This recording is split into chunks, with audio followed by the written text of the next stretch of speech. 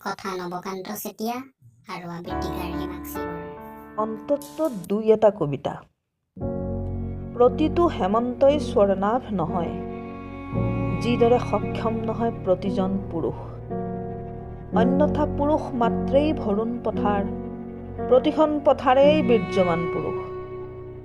এতিয়া বজাৰ দৰ কমিছে নেকি কবি তোমাৰ কবিতাৰ?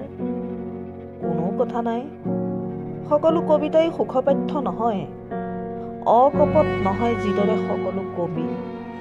অন্যথা সকলো কবিয়েই কবিতাৰ কবি, সকলো কবিতাই কবিৰ কবিতা।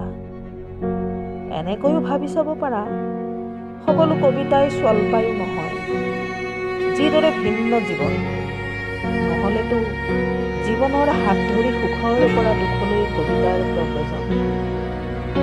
যদি সকলোবোৰেই ভাল হয়, কিনো ভাল লাগিব? সকলোবোৰেই যদি বেয়া হয়, বেয়া বুলি জানো কিবা থাকিব? অবাধ্যবোৰো সাঁচি থ'ব লাগে। কোনো কবিতাই দোষমুক্ত নহয়, যিদৰে দুচকুত নৰকৰ আলোক অবিহনে সম্ভৱ নহয় অধিশুচ অথবা যুধিষ্ঠিৰৰ স্বৰ্গমন। তদ্ৰূপ অনিবাৰ্য।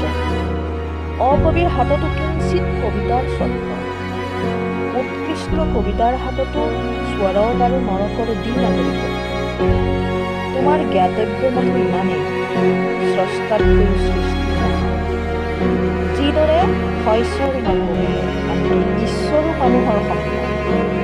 সেয়ে কবি, তোমাৰ দুই এটা কবিতা অৱধাৰিত আয়ুষ্মান।